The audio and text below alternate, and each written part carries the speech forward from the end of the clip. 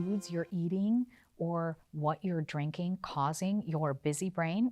I'm Dr. Romie, and welcome to Section 5 of the Brain Shift Protocol. The F is for food sensitivities. Okay, I know probably what you're wondering is, oh, doctor, please don't start me on another diet. Or actually, where I serve as Chief Wellness Officer at Evolution Hospitality, it is by far one of the most common questions I get. What diet should I be on? I mean, it's confusing, isn't it? We are bombarded daily with what the best nutrition plan is for your brain or for weight loss or hormones. But what if I said, the science will actually point you in this one direction, especially if you have a busy brain? What is that? Screening for food sensitivities. So let's get started. We all have heard about food allergies. Young children who take something like peanuts and it can cause a life-threatening allergy that can cause them to stop breathing. Food sensitivities are a little bit different. They are also an immune response, but rather than starting in a couple of minutes after you consume the food, it can actually take from 4 hours to 4 days to actually see the symptoms of food sensitivities. You're kind of wondering now, like, gosh, can I even remember what I ate 4 days ago? I know, it's that difficult, isn't it? That's why we screen for food sensitivities. If you're wondering, what are symptoms, Dr. Romie, that I know I have food sensitivities? Here are the top few examples that I see. You have migraine headaches, you get gas or bloating after you eat something, you alternate between loose stools and constipation. In fact, there's a myriad of symptoms, and if you click down below, there's actually a clinical symptom sheet that you can check off to see if you may have food sensitivities. So what exactly is happening? When you eat a food that you may be sensitive to, it could be anything from cranberries to wheat to eggs. Your body's immune system looks at it like a foreign invader and it starts to fight. And as that food is traveling down your esophagus into your stomach and into your small intestine, the immune system gets charged up and it starts to cause inflammation in the lining of your stomach and your small intestine. And these toxins that are created now seep through the cells into your blood system. And those toxins will travel to your joints and cause inflammation in your joint. Or from our perspective in a busy brain, they cross into the blood-brain barrier and actually cause inflammation in your brain.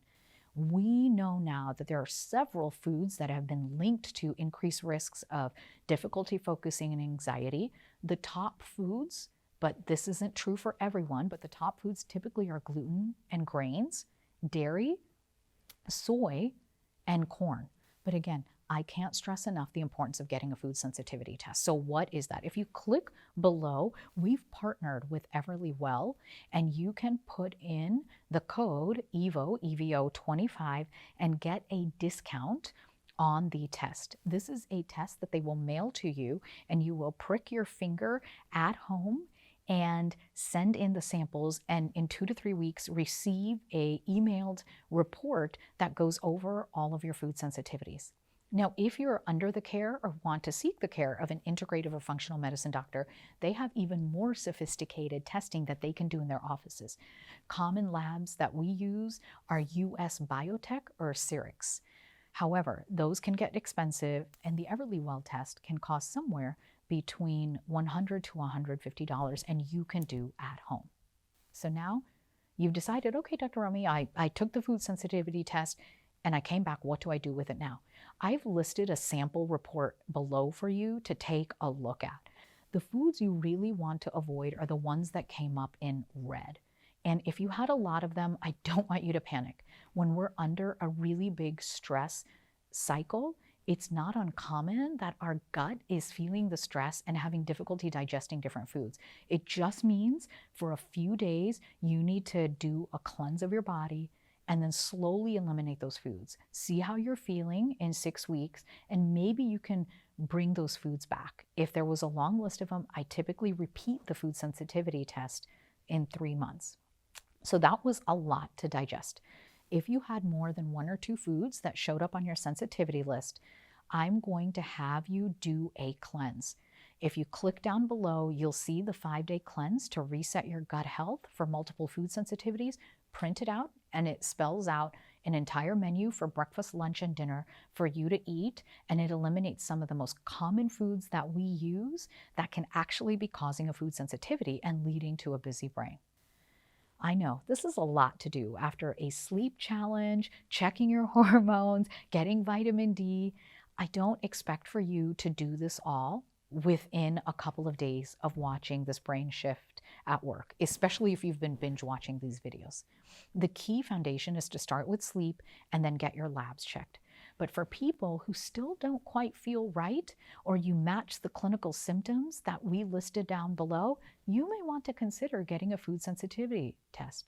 And you know what? I saved the best for last. What happens when you do the cleanse and you eliminate the food sensitivity?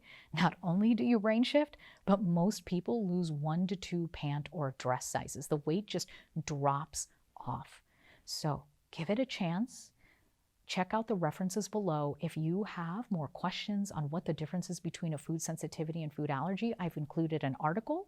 I've included a link below to order a food sensitivity test if you're interested, as well as a link for a 5-day reset and gut cleanse. And you know what? Even if you don't have food sensitivities and you're like, gosh, that sounds great. I'd love to balance out my gut health or lose 3 to 5 pounds, go ahead and give it a try. Why? Because I know it will also, at the same time, when you start to reset your gut health, it'll stop that stress success cycle in our busy brain and help us all to brain shift.